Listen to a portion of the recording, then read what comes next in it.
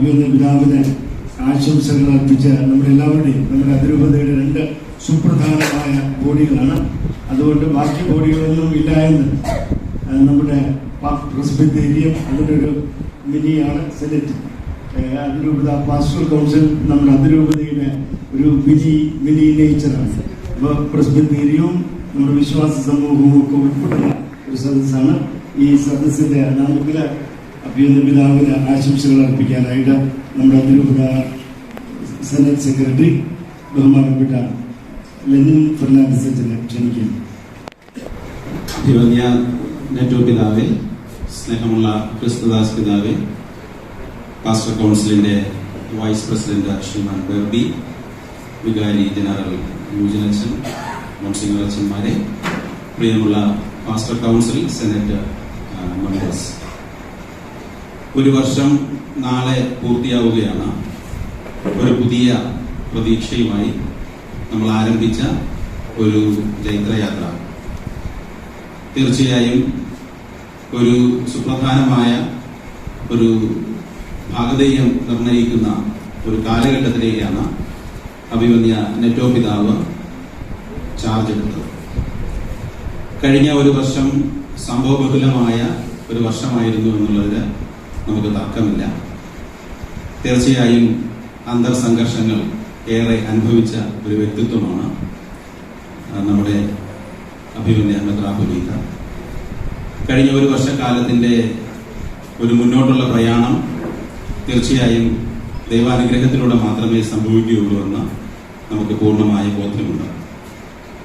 അഭിവന്യ പിതാവിനെ കുറിച്ച് ചിന്തിക്കുമ്പോൾ എൻ്റെ മനസ്സിലേക്ക് വന്ന ഒരു വില്യം ഷേക്സ്പിയറിൻ്റെ ഒരു വാക്യം ഇതാണ്: എല്ലാവരെയും സ്നേഹിക്കുക, കുറച്ചുപേരെ മാത്രം വിശ്വസിക്കുക, ആർക്കും തിന്മ പ്രവർത്തിക്കാതിരിക്കുക. കൃത്യമായ വാക്ക് ഇങ്ങനെയാണെന്ന് എനിക്ക് ഓർമ്മയില്ല, എന്നാലും ആശയം ഇത് തന്നെയാണ്. പിതാവിൻ്റെ ജീവിതവുമായി ബന്ധപ്പെടുത്തി നോക്കുമ്പോൾ ഈ 3 കാര്യങ്ങളും വളരെ അന്വർത്ഥമാണെന്ന് എനിക്ക് തോന്നാറുണ്ട്. എല്ലാവരെയും ഉൾക്കൊള്ളുകയും സ്നേഹിക്കുകയും ചെയ്യുന്ന ഒരു വ്യക്തിത്വം, എന്നാൽ തീർച്ചയായും കുറച്ചുപേരെ അകമഴിഞ്ഞ് വിശ്വസിക്കുന്ന ഒരു വ്യക്തിത്വം, ആർക്കും ദ്രോഹമുണ്ടാകരുത്, തിന്മയുണ്ടാകരുത് എന്ന് ആഗ്രഹിക്കുന്ന ഒരു വ്യക്തിത്വം. ഇതാണ് തീർച്ചയായും അദ്ദേഹത്തിൻ്റെ ഒരു മുഖമുദ്രയായി കൊണ്ടുപോകാൻ സാധിക്കുന്ന ഒരു കാര്യം. അതുപോലെ തന്നെ അതിബൃഹത്തായ ഒരു ലാളിത്യത്തിന്റെ മുഖമായിരുന്ന അഭിവന്യ സൂസപാക്യം പിതാവിന്റെ പിന്തുടർച്ചക്കാരൻ എന്ന് എല്ലാവരും വിശേഷിപ്പിക്കുകയും അത് അന്വർത്ഥമാക്കുകയും ചെയ്യുന്ന വ്യക്തിത്വം.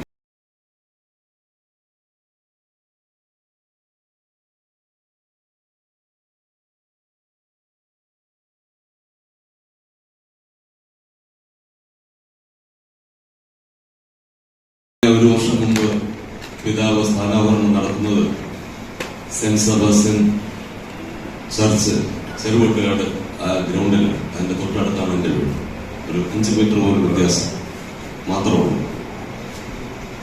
വളരെ അഭിമാനകരമായ ഒരു മുഹൂർത്തമായിരുന്നു. ഈ വാർത്ത കഴിഞ്ഞ വർഷം പത്രങ്ങളിലൂടെ വന്നപ്പോൾ എൻ്റെ ഒരു സുഹൃത്ത് തിരുവനന്തപുരം വഞ്ചിയൂർ കോടതിയിലെ അഭിഭാഷകനും വിദ്യാർത്ഥി പ്രസ്ഥാനത്തിലെ ശക്തനായ ഒരു നേതാവുമായിരുന്ന വ്യക്തി എന്നെ വിളിച്ച് പറഞ്ഞു, ഇദ്ദേഹം പണ്ട് നേരത്തെ തോപ്പിടവകയിലിരുന്ന അച്ഛനാണോ? പേര് കേട്ടപ്പോൾ എനിക്ക് അങ്ങനെ ഒരു ഓർമ്മ വരുന്നു. കാരണം അദ്ദേഹം ശംഖുമുഖത്ത്, അദ്ദേഹത്തിന്റെ അച്ഛൻ ഗവൺമെന്റ് ജീവനക്കാരനായതുകൊണ്ട് ശംഖുമുഖം ഭാഗത്ത് വാടകയ്ക്ക് താമസിച്ചിരുന്നു. അവിടെ നിന്നാണ് അദ്ദേഹം പഠിക്കുകയും പറ്റുകയും ചെയ്തത്. ഏറെ സന്തോഷവും അഭിമാനവും തോന്നുന്ന ഒരു ദിനമാണ് തീർച്ചയായിട്ടും മാർച്ച് 19 തിരുവനന്തപുരം അതിരൂപതയെ സംബന്ധിച്ചിടത്തോളം. ഒരു വർഷം പിന്നിടുമ്പോൾ തീർച്ചയായിട്ടും ആ വർഷം തന്നെ ഒരു ആർച്ച് ബിഷപ്പ് ഓഫ് ട്രിവാൻഡ്രം എന്താണ്, എങ്ങനെയായിരിക്കണം എന്നൊക്കെ ഒരു വലിയ പരിധിവരെ ഇതിനോടകം തിരുവനന്തപുരം അതിരൂപത അനുഭവിച്ച് കഴിഞ്ഞ ഒരു കാര്യമായിട്ടാണ് ഞാൻ കാണുന്നത്. നമ്മുടെ എല്ലാവരെയും നമ്മുടെ ഈ സിനഡിന്റെ ഒരു പശ്ചാത്തലവുമായിട്ട് ബന്ധപ്പെടുത്തിയാണ് പിതാവ് കടന്നു വരുന്നത്. അതുകൊണ്ട് തന്നെ അദ്ദേഹം എടുത്ത ആ ഒരു ആപ്തവാക്യവും അങ്ങനെയായിരുന്നു. എല്ലാവരോടും ചേർത്ത് നിർത്തി തന്റെ അജപാലനം നടത്തണം എന്നുള്ള ആ ഒരു ആപ്തവാക്യം ആണ് അദ്ദേഹം സ്വീകരിച്ചത്. എനിക്ക് തോന്നുന്നത് ഈ ഒരു വർഷക്കാലം നമ്മൾ പിന്നിലേക്ക് തിരിയുമ്പോൾ എല്ലാ വൈദികരെയും എല്ലാ വിശ്വാസ സമൂഹത്തെയും സന്യസ്തരെയും ഒക്കെ ചേർത്ത് പിടിച്ചുകൊണ്ട് അതിരൂപതയുടെ ആത്മീയവും ഭൗതികവുമായ വളർച്ച സാധ്യമാക്കുവാൻ അദ്ദേഹം എടുത്ത നല്ല തീരുമാനങ്ങൾ, നല്ല ഒത്തിരിയേറെ പരിപാടികൾ നമ്മളെല്ലാവരും ഇപ്പോൾ അനുഭവിച്ചുകൊണ്ടിരിക്കുന്ന ഒരു വസ്തുതയാണ്. നമ്മൾ വെറുതെ ഭംഗിവാക്കുകൾ പറയേണ്ട ഒരവസരമല്ലേ. ഈ ഒരു വർഷക്കാലം ദൈവം അദ്ദേഹത്തെ വഴി നടത്തി പരിപാലിച്ചു. വീണ്ടും കൂടുതൽ ശക്തിയുക്തമായിട്ട് ദൈവം നമ്മുടെ അതിരൂപത അധ്യക്ഷനായിരിക്കുന്ന തോമസ് നെറ്റോ പിതാവിലൂടെ നയിക്കട്ടെ.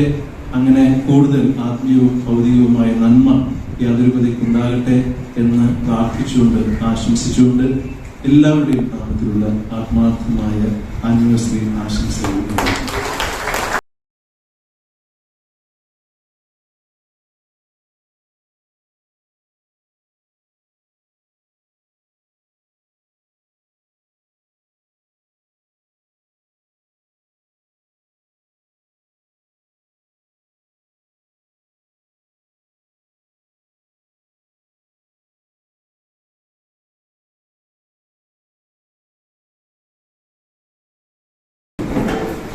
ഇന്ന് ഉച്ചയ്ക്ക് ഇങ്ങനെ ഒരു അനുമോദനം ക്രമീകരിച്ചിരിക്കുന്നു എന്നുള്ളത് ഒരേ വീട്ടിൽ താമസിച്ച് ഒരേ കെട്ടിടത്തിൽ താമസിക്കുന്ന ഒരിടത്തിൽ ഭക്ഷണം കഴിക്കുന്ന എനിക്ക് മനസ്സിലായിട്ടുണ്ടായിരുന്നു എന്നുള്ളതാണ്.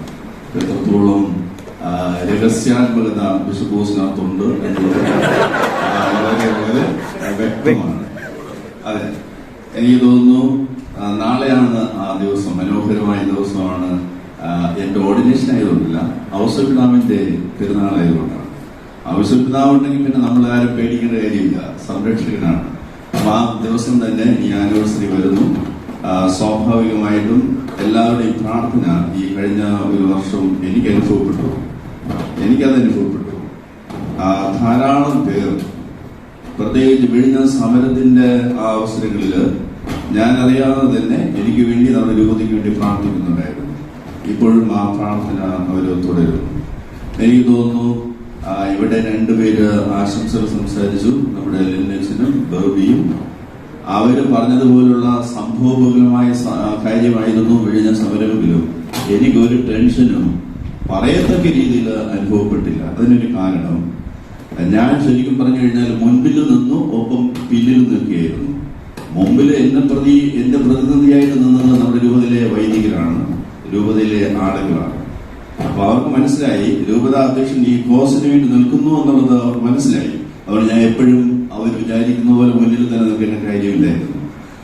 വളരെയേറെ ആളുകള് പ്രാർത്ഥിക്കുക മാത്രമല്ല, നമ്മൾ എന്തുകൊണ്ട് ഇതിന്റെ മുന്നിൽ നിൽക്കുന്നു എന്ന് മനസ്സിലാക്കി രൂപതയിലുള്ളവർ അകമഴിഞ്ഞ് ആ സമരത്തോട് സഹകരിച്ചു എന്നുള്ളത് ഒരു വസ്തുതയാണ്. അതുകൊണ്ട് തന്നെ എന്തെങ്കിലും മേന്മ അതിന്റെ പിന്നിലുണ്ടെങ്കിൽ അത് നമ്മുടെ രൂപതയ്ക്ക്, വൈദികർക്ക്, സമർപ്പിതർക്ക്, ആത്മായ സഹോദരങ്ങൾക്ക് അവകാശപ്പെട്ടതാണ് എന്നുള്ള കാര്യമാണ് അതിനെക്കുറിച്ചുള്ള എന്റെ നിരീക്ഷണം. എനിക്ക് തോന്നുന്നൊരു കാര്യം, എല്ലാവരും എന്നോട് വളരെയേറെ സഹകരണ മനോഭാവം പ്രകടിപ്പിക്കുന്നു എന്നുള്ളൊരു ഫീൽ എനിക്ക് തീർച്ചയായും ഈ ഒരു വർഷം പിന്നിടുമ്പോഴുണ്ട്. എല്ലാവരുടെയും സഹകരണത്തോടുകൂടി മാത്രമേ ഈ ശുശ്രൂഷ നിർവഹിക്കുവാൻ സാധിക്കുകയുള്ളൂ എന്നുള്ളതും എനിക്ക് അറിയാം. അപ്പോൾ കൂടുതൽ ഇപ്പോഴും സംസാരിക്കുന്നില്ല. നിങ്ങൾ എല്ലാവരുടെയും പ്രാർത്ഥനയും ഈ സഭയുടെ പ്രവർത്തനങ്ങളിലുള്ള പങ്കാളിത്തവും സഹകരണവും അത് എപ്പോഴും ഉണ്ടായിരുന്നാൽ ദൈവത്തിന്റെ കൃപ നമ്മിലൂടെ ധാരാളമായി ഈ രൂപതയുടെ എല്ലാ മേഖലകളിലുള്ള വളർച്ചയ്ക്ക് സഹായകരമാകും. നല്ല രീതിയിലാണ് രണ്ട് പേര് ആശംസകൾ അർപ്പിച്ചത് അവരുടേതായ ശൈലിയിൽ. ബർബി ഇത്രയും സാക്ഷ്യം പറയുന്ന ഒരാളാണെന്നുള്ളത് എനിക്കാണ് ബോധ്യപ്പെട്ടത്. തീർച്ചയായും ആ സുഹൃത്തുമായിട്ട് നമ്മൾ കൂടിക്കാഴ്ച നമുക്ക് എപ്പോഴും വേണമെങ്കിലും നടത്താവുന്നതാണ്. ലെനിൻ അച്ഛന് മനോഹരമായിട്ടാണ് സംഗ്രഹിച്ച കാര്യങ്ങൾ പറഞ്ഞത്. അവർ രണ്ടുപേരും അവരുടെ മനസ്സിലൂടെ ഈ രൂപതയിലുള്ള നമ്മുടെ എല്ലാവരുടെയും ഒരു വികാരം പ്രകടിപ്പിച്ചതായി ഞാൻ മനസ്സിലാക്കുന്നു. ഈ ചെറിയ ആശംസാ സമ്മേളനം സംഘടിപ്പിച്ച ക്രിസ്തുദാസ് പിതാവിന്, യൂജിനച്ചന്, ഇതിന്റെ പിന്നിലുള്ള നിങ്ങൾക്ക് എല്ലാവർക്കും നന്ദി പറഞ്ഞുകൊണ്ട് ഞാൻ വാക്കുകൾ ചുരുക്കുന്നു. നമുക്ക് ഒരുമിച്ച് മുന്നേറാം. Thank you.